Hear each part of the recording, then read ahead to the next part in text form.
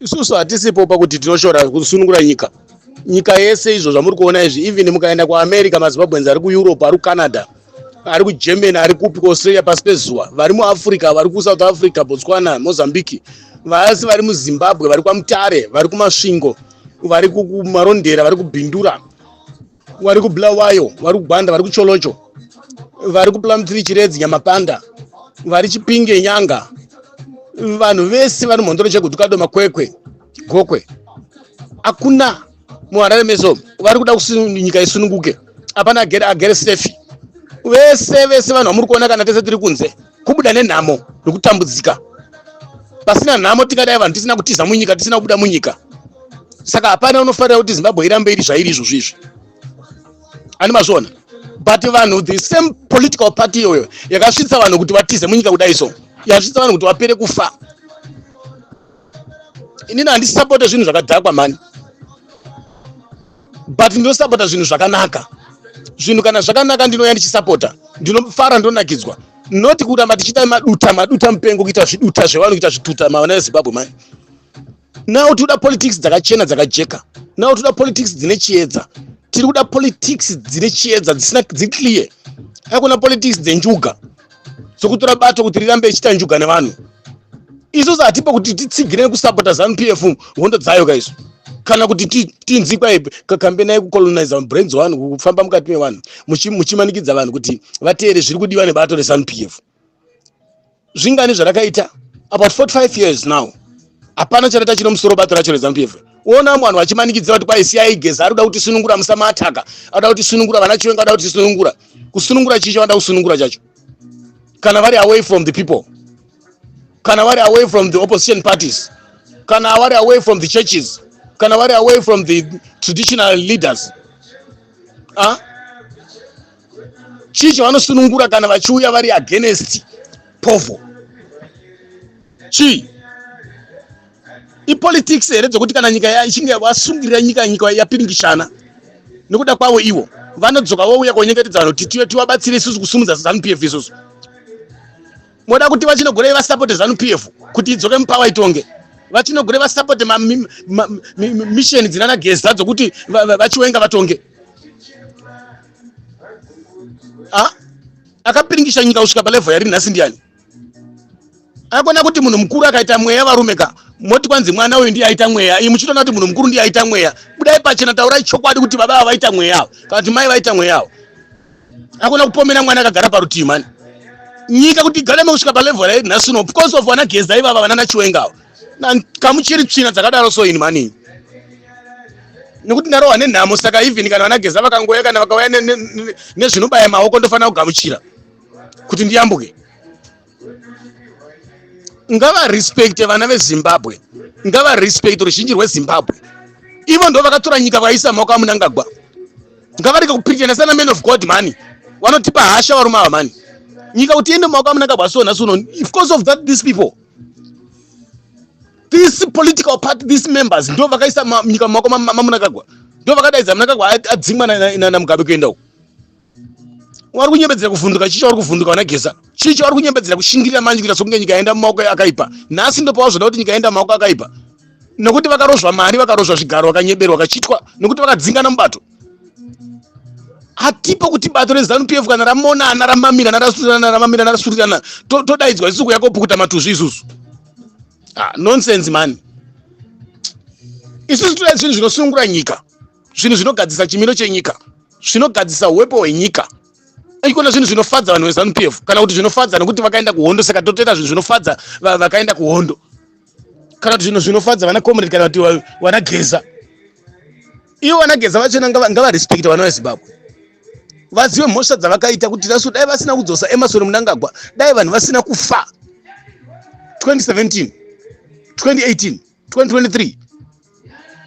Vachadzoka here vanhu vese vari kumakuwa?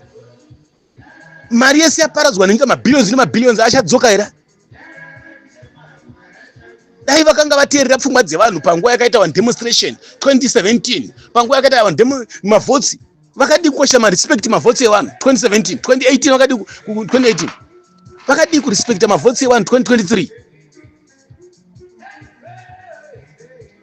Zvama kutanga kutaura nasi munada tisunungura. Munongoti chero munango mukakaimikana nokuti tiri panzara nokuti tiri panhamo. Amuna kwenyu wamwe wachona amutarisi amuongorore zviri kuitika paground.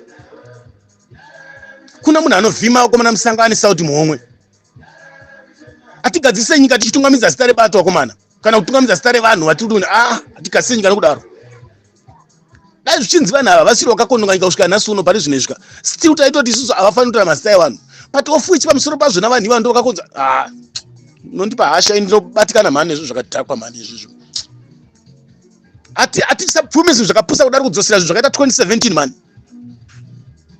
Hakuna chinonzi kwai nyika kana yasununguka Chiwenga achinga apinda uchabva wazosira chamisa. Makamunzwa achitaura 2017 2018 2023 kuti chinhu chitisi takachibvuta ichi. Hakuna bvene nomenyera rimwe. Hakuna godo nomenyera rimwe. Atinyengedzwe sevana vadiki nenekirikinika isusu. Vageze kana vada kusunungura nyika ngavabatadze mapato ese ngavamire pakati nepakati pasenda. Ngavamire saKristu. Ngavayananise vanhu. Ngavamire semutongi gava samuyananisa sababa vada kugasisa nyika.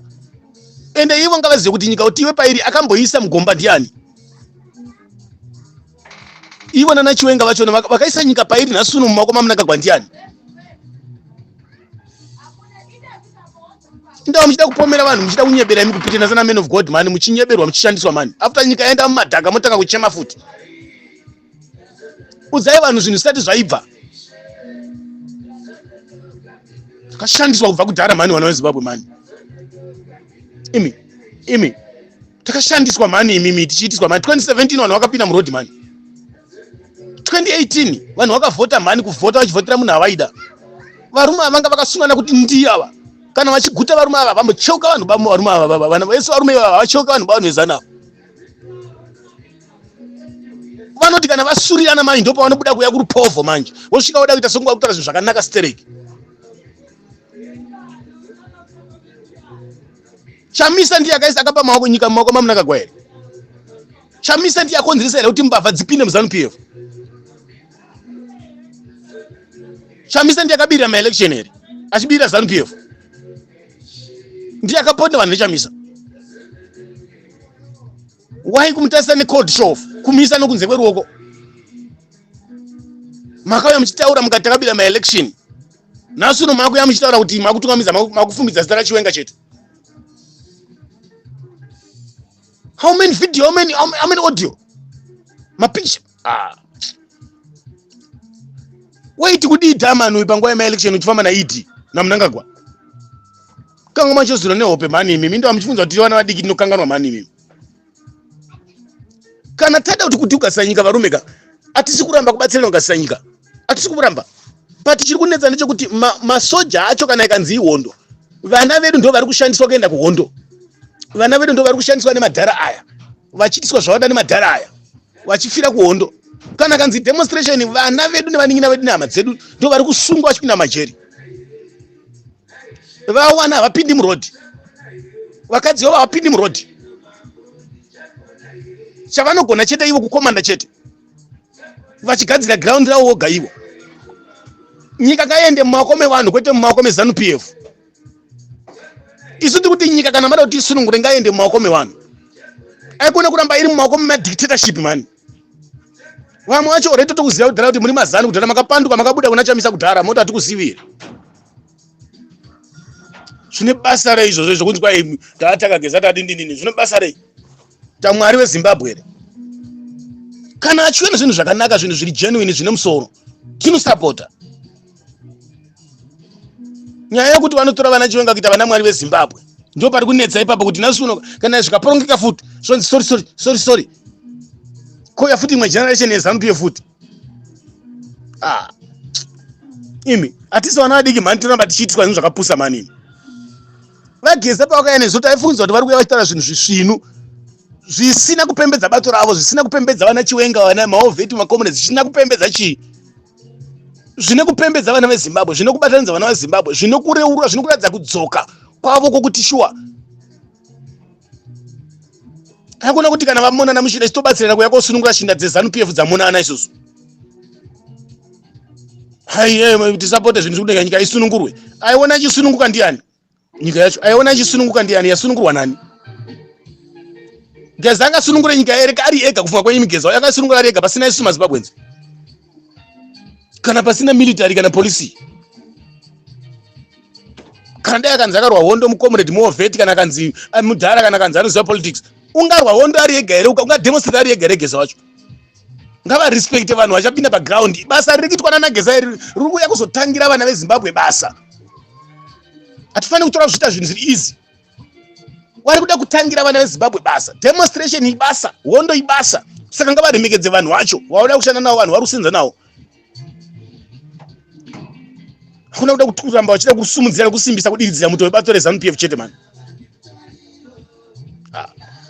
andibhowa mani ini zvinotondibhowa mani hakuna kusapota zvakapusa mani nokuti kwai vanhu vapera kutiza munyika saka vanhu ngavachingosapota zvinenge zvangouya nekuti ada kusunungura nyika kanganiko nyika inosunungurwa kangani 2017 havana kuzviita here vana Geza zvitsva here kuvana veZimbabwe ndiri kuti Geza ngaagadzirise speech dzake ngaagadzirise muromo wake anotaura zvokuti kana zvezvo kuti Manicaland kwakabva asingazvizivi ndiani kuti Maland kwakabva maComrade akawanda pane kana kumashidzi kwacho kwakabva maComrade akawanda vanhu vacho kwakabva manhinga akawanda stereki wani muhistory yenyika kana kumaTebeleland kwacho kana kumasvingo kwacho masvingo akabva akawanda National Central West Province saka atirege kutaura zvii zvinotaurwa izvozvo izvo